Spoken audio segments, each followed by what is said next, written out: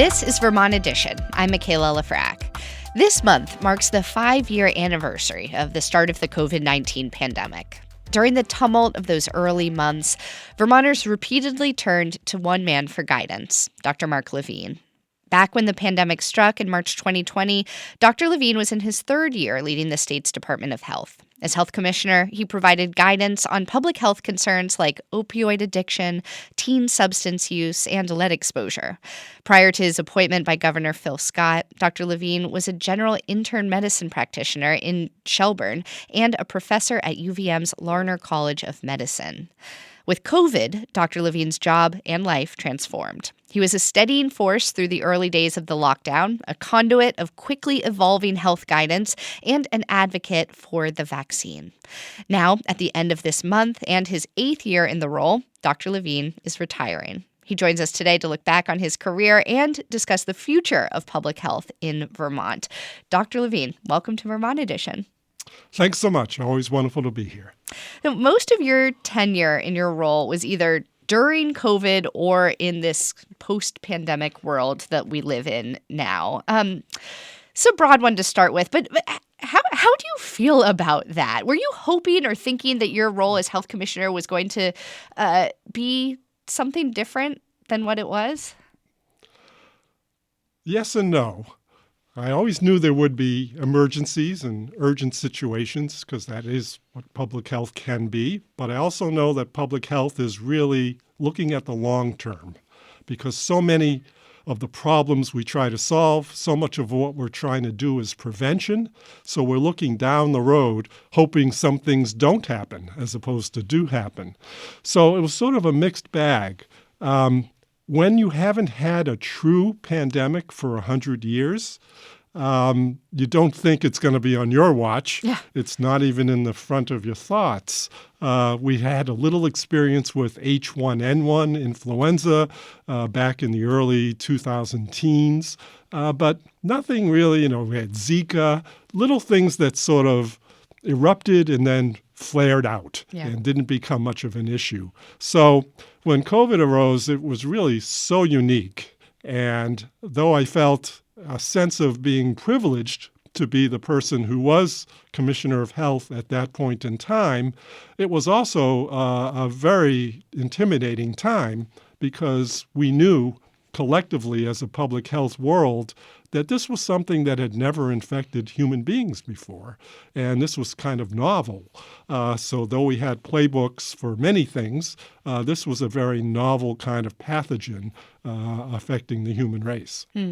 I want to play a clip for us from one of the very first COVID press conferences back in early March of 2020. You'll hear Governor Scott's voice first, followed by yours, Dr. Levine.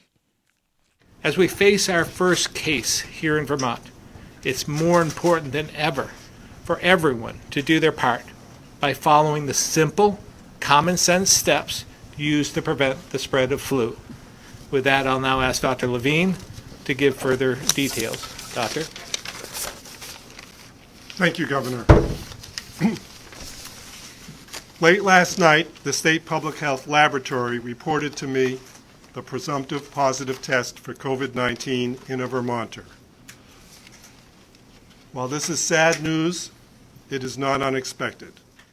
You would go on to participate in dozens of press conferences like that. It's also interesting for me to hear the governor compare COVID-19 to the flu, because at that time, we were like, wash your hands and you'll probably be okay. And things would change so drastically, so quickly. Do you remember that first case?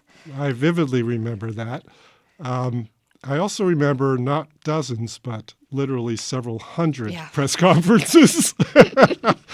But more impressive to me than that first conference was the one we had just 7 or 10 days later, which was announcing 2 Vermonters who had died of COVID. That was such a somber event.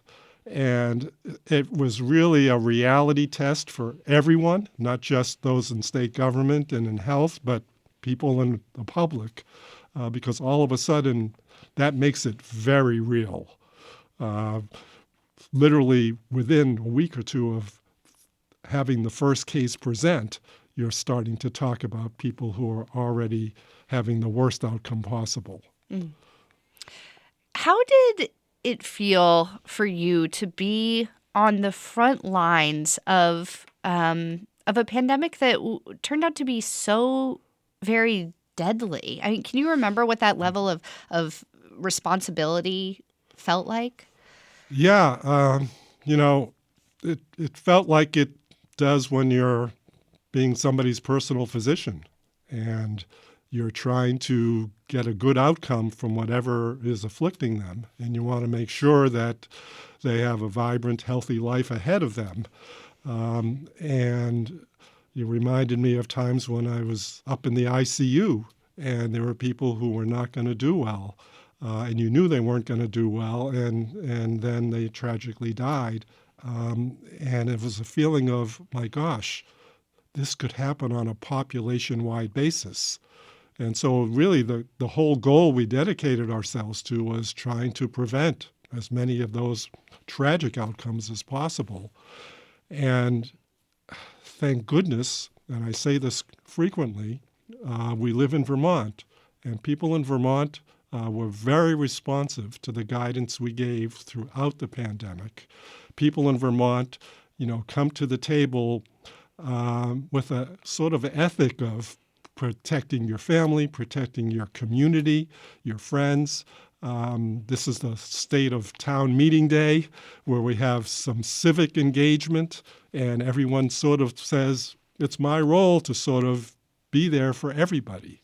And that kind of ethic that's present in the population went really, really far when it came to our ability to provide appropriate guidance and count on people to actually listen to us and implement that guidance. Yeah. Very, very important. It wasn't true for many of my colleagues as state health officials around the country. And I just really am so thankful that we had what we had. Because, in the end, COVID was hard on everybody. It's hard when we talk about the kind of outcomes we've been discussing here with death, but even just in terms of impact on people's lives, what they had planned on doing, what they couldn't do because of restrictions, because of fear about the virus. Ultimately, of course, we talk about impacts on our kids and their academic achievement, their social emotional development, et cetera, et cetera, et cetera. So with all of that sort of at stake, it was really, really important to try to get as much right as possible at a time when not all the facts were available and not all the medical knowledge was established yet. On that note, I want to play one more clip from one of those early press conferences. This one was from March 24th, 2020, right when lockdowns were beginning. Let's listen. As we look at the challenges ahead, public safety must come first, which is why yesterday I issued the Stay at Home, Stay Safe order. Around the country and here in Vermont, we've seen an increasing number of cases which continues to grow. This is not unexpected. And while each and every step we've taken is needed, they have been difficult decisions to make. That was Governor Phil Scott announcing the stay-at-home orders, and difficult decisions, to say the least. Some of our listeners might have heard this recent episode of the New York Times podcast, The Daily, that came out last week, and it drew into question the effectiveness of stay-at-home orders. They discussed this study that found that stay-at-home orders were 2.5 times longer in blue states than in red ones, but there ended up being no difference in COVID mortality rates until the vaccine appeared. And one of the people they interviewed in this episode said that lockdowns didn't work because, quote, human beings could not comply with them over the long haul. And now, of course, it's very easy to look back with all the hindsight that we have and critique decisions. But I am curious to hear how you look back on that pre-vaccine lockdown period. Yeah. Well, first, let me extend my comments that I made before about Vermonters being so important to this, who did obey everything that we said. In addition, we had other ingredients for success. We just heard from the governor. The governor was a governor who said, he explicitly said, I prioritize public health and public safety. If I get nothing else right, I have to do those things right. We had a leadership team across government sectors, and we had a very strong group of people in our health department that I'm privileged to have worked with all these years to really deliver the same message and be honest with people. But the reality is people want to look at the pandemic as the pandemic, like it was one event. And what I try to do when I'm explaining to people is say it probably was 4 or 5 different epidemics, all with the umbrella of one pandemic. So when you look at lockdown at the time it was done, and here we're talking rapid fire decision making over literally a 3-week period of time in the beginning of this pandemic. Lockdown was not something we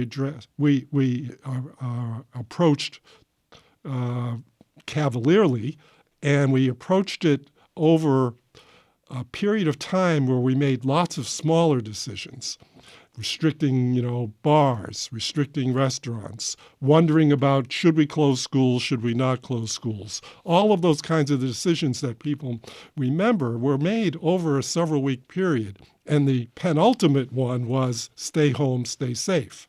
That was appropriate at that point in time. I agree that there's a lot of discussion using the retrospectoscope, as we like to say, about how long should that have lasted. In Vermont, we ended up putting together, I think, very sound policies, like when we closed things, using a data-driven and evidence-based approach as much as we possibly could, using transparency and communication and letting people know what we really did know and what we didn't have as much information on yet. So we were telling them about a decision that wasn't 100% evidence-based because we were all learning about the virus at the same time. But we also basically said, we're going to reopen the same way. So we had a deliberate approach to reopening everything, meaning getting rid of all the restrictions of the lockdown, using data and using the way the population was performing vis-a-vis the virus and the outcomes we were seeing.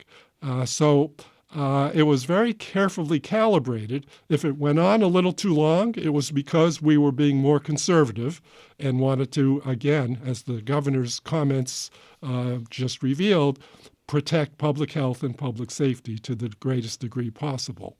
And that's sort of how that all evolved. Easy to say in time, blue states may have looked different than red states, what have you.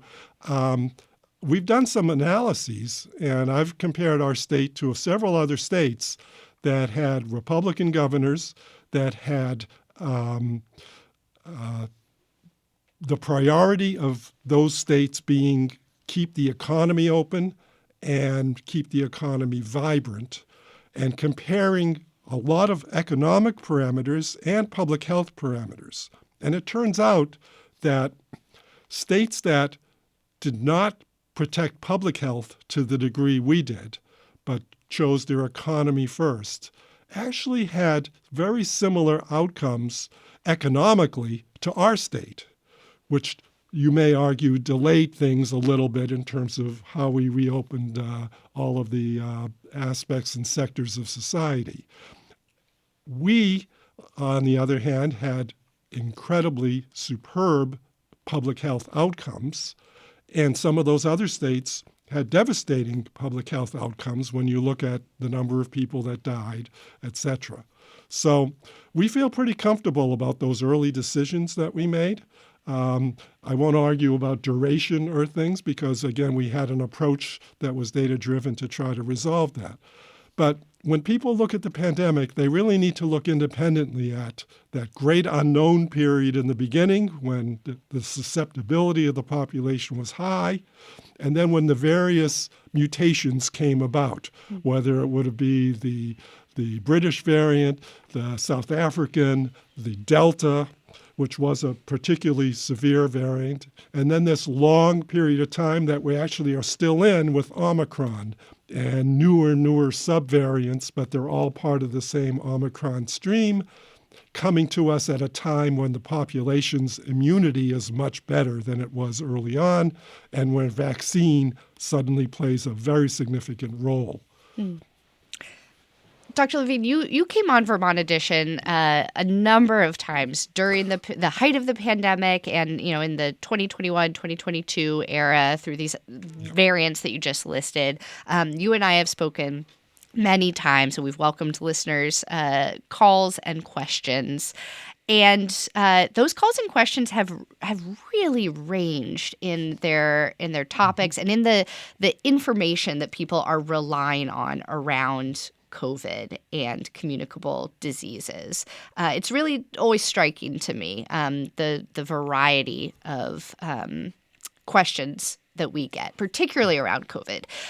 Was it satisfying in a way to suddenly have everyone be really interested in your line of work, or frustrating to suddenly be surrounded by a lot of armchair epidemiologists, as some of us considered ourselves? There's a little bit of both, for sure. It was very satisfying because you need people to be engaged and you need people to be listening. That there was a frustrating part with some of the armchair epidemiologists, but the reality is, as I've said, we need to have all of the viewpoints on the table. And indeed, people think that, what we did in state government, we knew what we were doing. We had one decision to make. We made it and moved on. Well, no, we had a round table of people. This is what government should be, where we have people from all sectors, including health, and we have people with different opinions. And so when it comes down to, should we mandate masks this time? Should we mandate vaccines? How do we deliver vaccines when they just arrived and they're scarce? Who gets them first? These are not things where you have one person say, here's what we're doing, and everybody chimes in and goes, yes, and move on. We had a lot of vibrant discussions and debates and many, many hours of all hours of the days and weekends really dedicated to trying to come to the right decision. So everyone can have their opinion in society as well, and we have to respect that.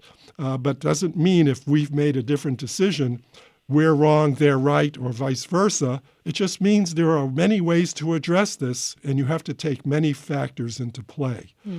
And I have to just add in one important aspect of things. Even in my own public health circles, there were varieties of opinions. And if you want to do things purely by public health teaching, things will be very strict most of the time. And that may help everybody, but there may be some casualties along the way in terms of what happens that was unanticipated. So when we were making decisions, I like to use the term pragmatic public health or applied public health. We were using important public health teaching and knowledge, but we were also trying to say, what else have we got to pay attention to right now? And there were points in time where it was more important to pay attention to the overall mental health of our population, to what was going on in schools with kids, to what was going on with substance use, to what was going on in terms of other physical factors and chronic diseases that were spiraling out of control, or people's own lifestyle behaviors. And suddenly you couldn't be just by the book. You had to actually integrate in thinking about what's going on in the state of Vermont and our Vermonters.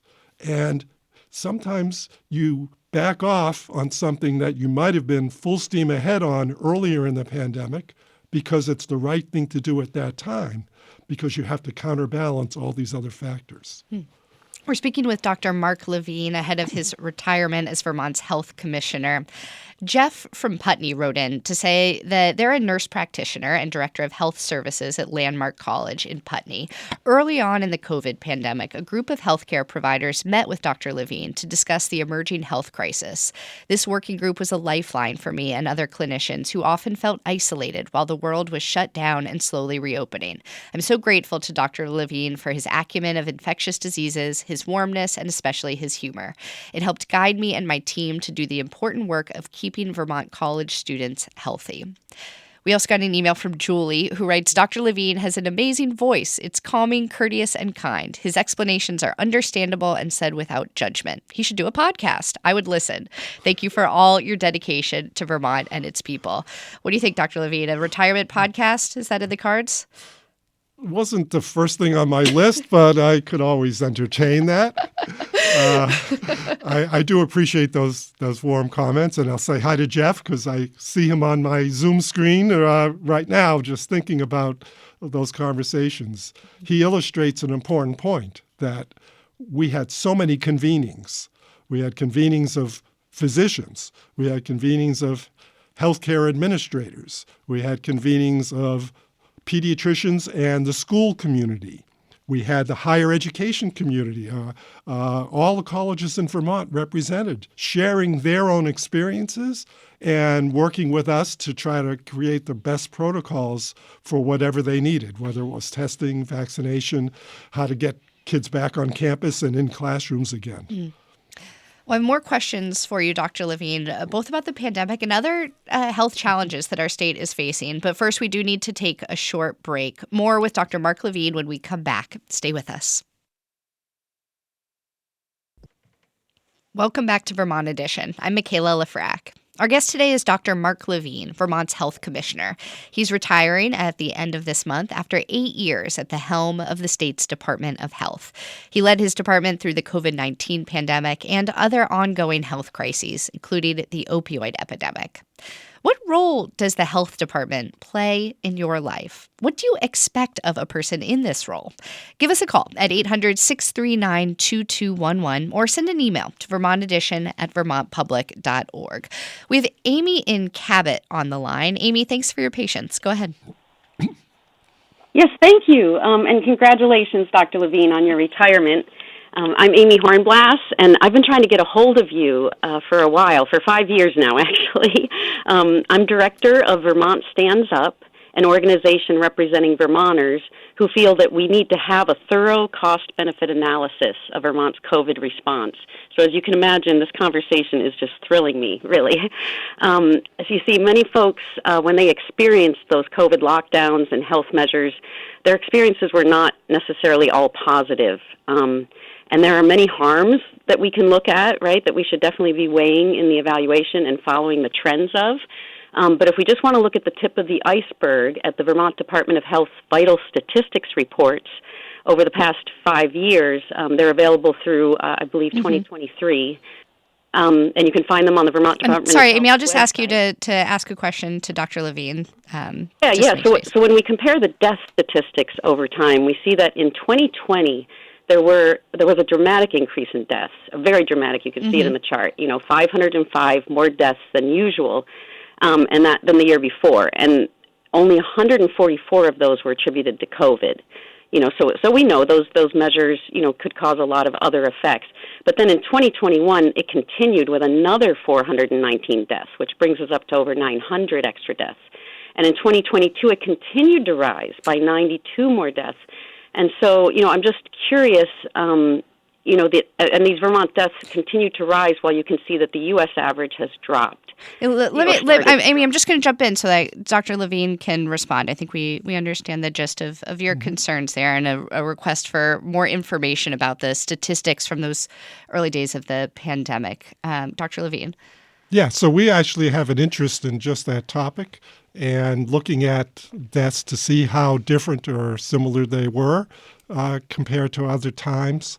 And, there is a lot of contribution for chronic disease in those deaths. And if you look at the most susceptible to death, it was always people who were older and people who had significant, what we call comorbidities, other diseases that were present.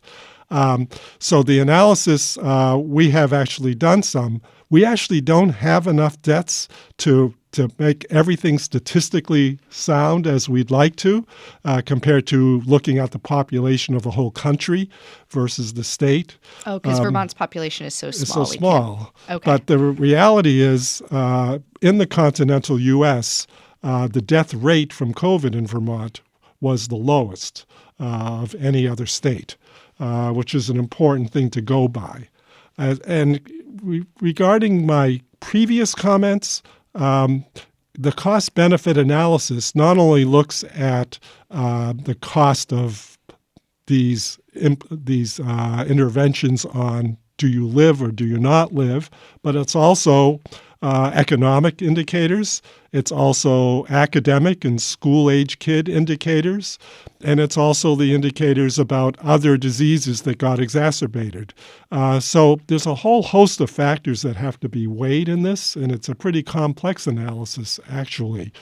But I would still submit that as lockdowns go down and as the harsher aspects of dealing with the pandemic go, Vermont was not an outlier, having such an extraordinarily long period of time that it didn't pay off. We believe it was an appropriate amount of time. Well, thank you, Amy, for calling in. I hope you can connect more in depth with the Department of Health in the future as well.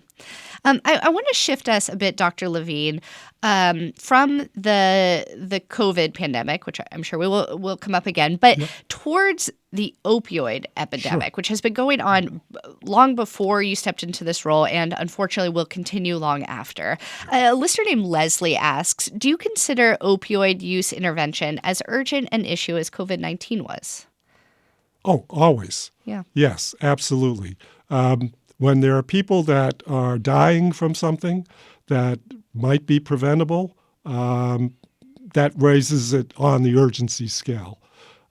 Clearly, the good news is that we are having decreasing rate of deaths from unintentional overdose from opioids.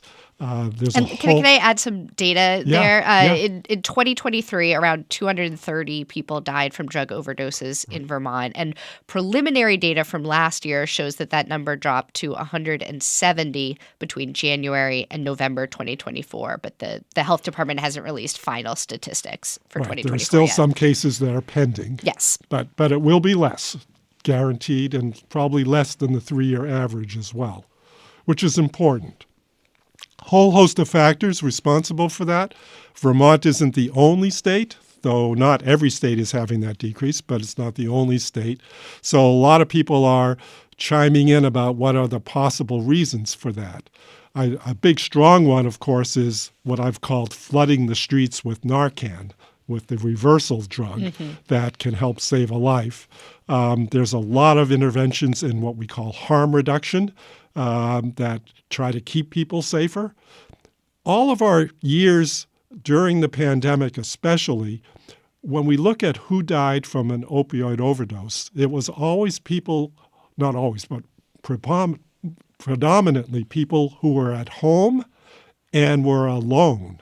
So they had no one there to rescue them should they have an adverse outcome from fentanyl, which of course is in everything. Nowadays, I do think people are looking out for each other more. Part of this, unfortunately, is because many people are more publicly using drugs and they're perhaps having housing insecurity and hence in small communities of their own that they see each other. But they actually are telling us they look out for each other more. And they have Narcan, just like everybody else does. And I think that factor is a huge contributor. Others have said, well, maybe the fentanyl isn't as strong, or maybe they're not, the illicit drug dealers aren't giving us the same stuff they used to. Doesn't seem like that's playing a huge role. But there could be a very multifactorial set of reasons why. And we're talking about fatality rates here as a measure of Yes. the opioid epidemic, but we don't have a number of how many people are addicted to opioids and using them, even if they are surviving. Right. We think that number is probably pretty stable, Yeah. but still could be lower, obviously. Other numbers are how many people are actually in treatment, and is treatment available to people who want treatment. And we have a great treatment system in Vermont, the hub and spoke system. It has a lot of people who have successfully gone through it. We're analyzing our greater treatment system for those who are needed more intense environment, an inpatient environment. We're looking at the residential treatment system and trying to really fill any gaps there that might be available to help improve care as well. Governor Phil Scott has yet to appoint your successor in this role. But when he does, what is your advice to that person when it comes specifically to addressing the opioid epidemic? Yeah. So my advice is to always be poised on the side of being innovative, coming up with novel strategies, being creative, because the illicit dealers will be one step ahead. You're always going to have to try to match what they are doing with good strategies. We need to continue to work on the prevention side from adolescence on, and we have lots of good programming in the state, in prevention coalitions around the state, in school-based programming, and in after-school programming, which is probably the most important. Giving young people a feeling that they have value to their community, giving young people options to doing things like experimenting by having better activities that they contribute to, that they've had a voice in. I think those are very important. I think continuing to use opioid settlement monies in creative ways, because there will be more opioid settlement money coming into the state. And again, making sure any gaps in our treatment system are satisfied. Work even more intensively in harm reduction and in recovery. Because recovery isn't just, I'm not using drugs anymore. Recovery is, I have a roof over my head, I can eat, I have transportation so I can get to a job.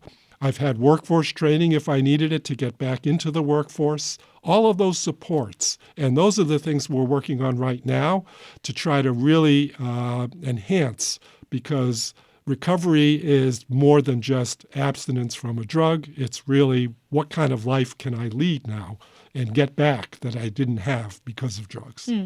Well, as we look to the future, Dr. Levine, we got a question from Alan, who is wondering if the state, during the COVID pandemic, ever reached a point where people who needed a respirator couldn't get one because of shortages. And if so, how do we prepare for future respiratory illness outbreaks and deal with supply chain problems in general? What are the takeaways from the pandemic for the future? That was such a critical point in time when we said, oh my gosh, the ICUs will be full. People will need to be on respirators. We had a whole bunch of Vermont entrepreneurs working on very small model respirators that they could try to manufacture quickly and deploy. Turned out the need wasn't there so much. First of all, we protected the population for such a long time that we didn't have as many acutely ill people filling the hospitals and intensive care units.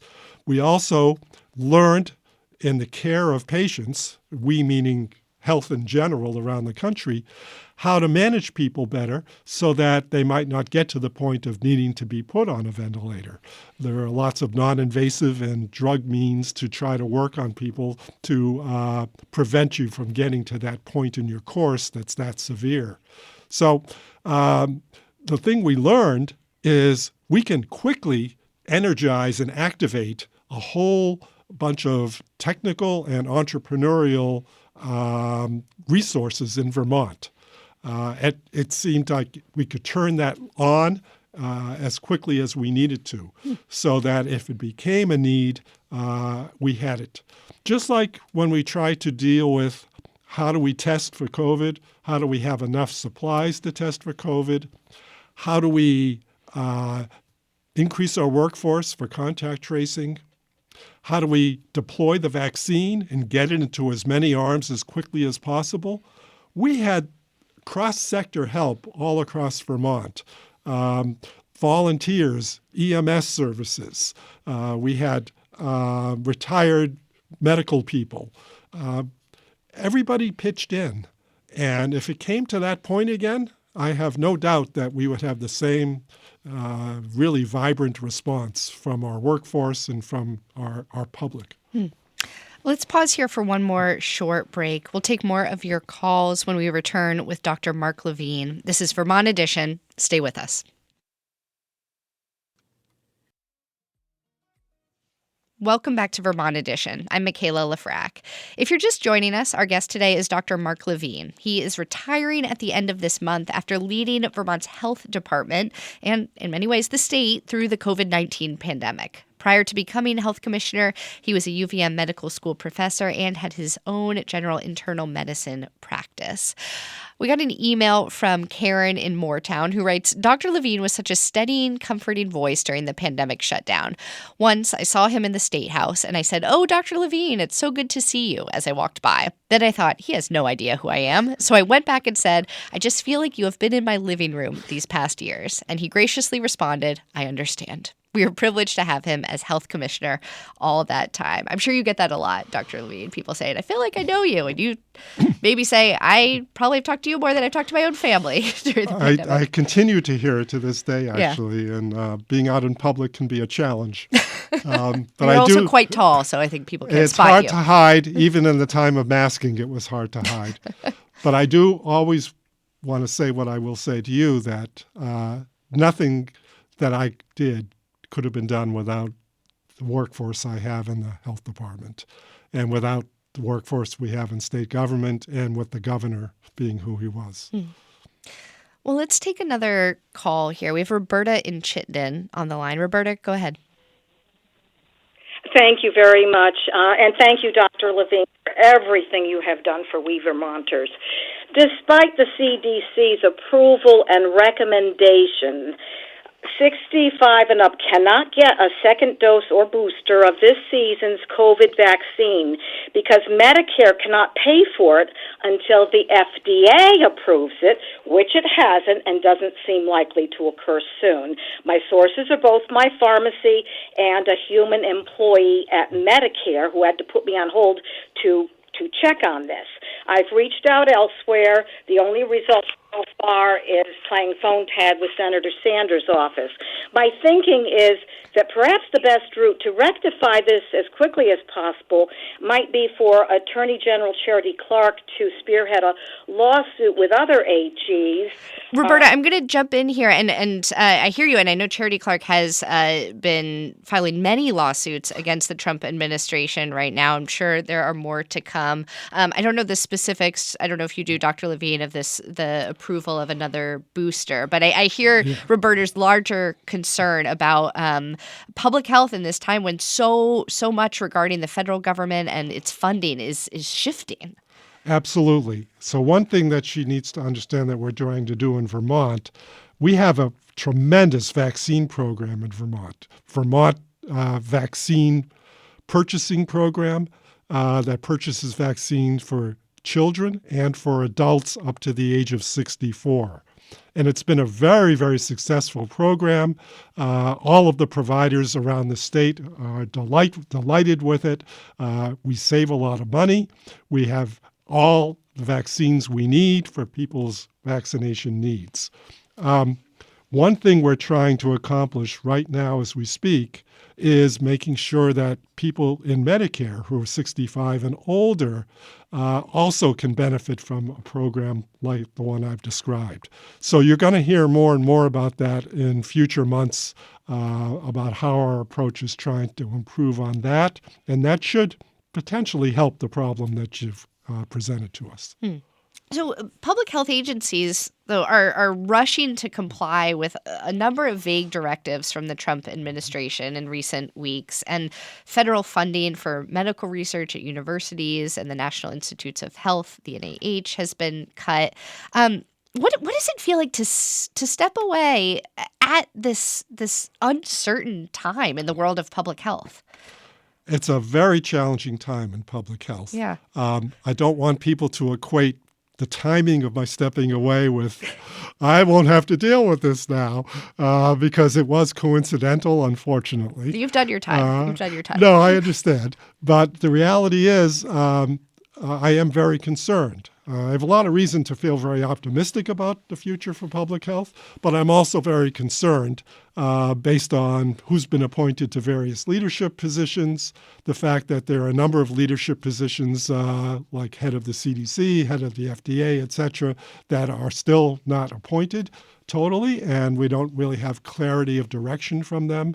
But we have seen literally a barrage of executive orders and decisions that have been made, not the latest of which was, I think, in the last day or so regarding the office that manages long COVID. That was a significant initiative from the office of the Assistant of the Secretary of Health, who was a close friend of mine in the previous administration. And that program is critical. Many Americans who still have long COVID are counting on all of the work that comes out of offices like that. And that office is now being closed. So those kinds of things concern me to some degree. We had CDC unable to communicate with the public health community for a short period of time. I'm happy to announce that has really improved now, and they're able to make some publications. We have pretty clear lines of communication, as we've always had with them, so if something major happens here or around the world, we're kind of tuned in. But these are appropriate concerns that everyone has, and we are only in the beginning, so we don't really know where they're going, especially without leadership of all these different agencies. Well, we have a caller named Mike who I think has a question on this topic. Mike in Danville. Go ahead. Yeah, hi, Dr. Levine. Mike Bruce. I'm a former chief medical officer at Northeastern Vermont Regional Hospital, and we spoke many times during the pandemic. Hi, Mike. And hi. And you already kind of addressed my question a little bit. I'm really concerned about where we're at as far as trust in public health, the public's feeling about all the public health measures, past, present, and future, and where do we go from here, and how do we get back on track? Yes, so it's trust in public health as a subset of trust in science in general. And there's a lot of science denial, just like there's vaccine denial, et cetera, going on. Many felt that what we call public health authority, the ability of public health to do things, usually we're in the background, but during a pandemic, people saw us more in the foreground. So public health authority in many states was challenged. People talking about lockdowns and their freedom, et cetera. We, of course, in Vermont, as I've pointed out during the call, had a little different approach, and were able to do everything, by and large, with the cooperation of our entire population, and much less on the denial side of things.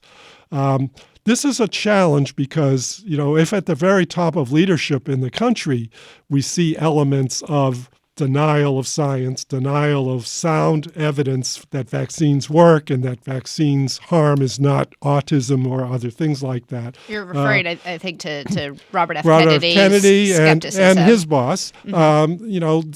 These are concerning things because this is what is leading the country now and setting the tone. So it's a real challenging time.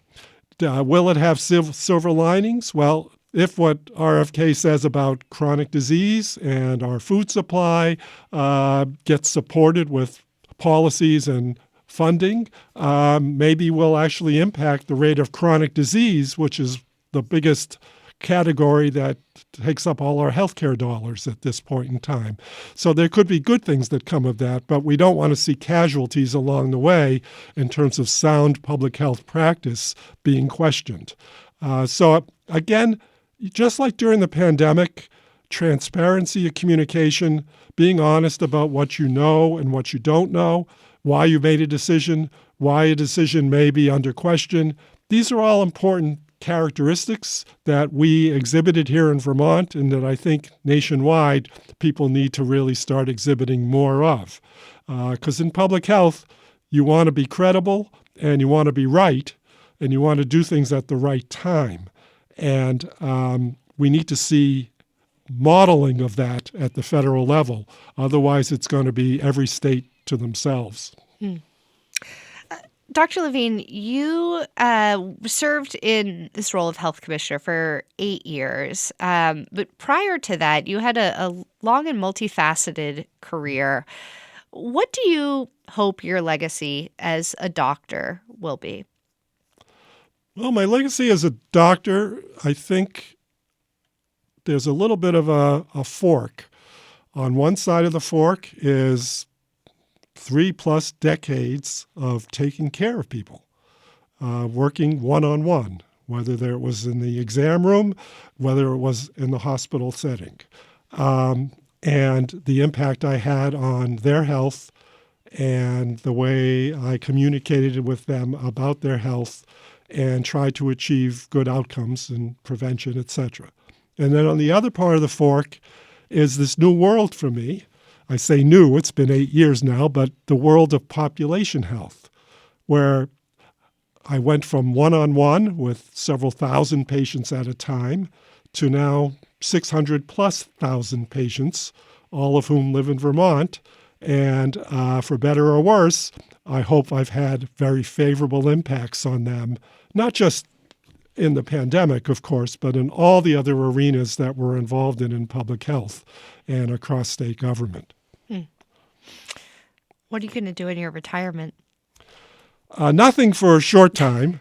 There's a bit of guilt about time with family and spending more time with family.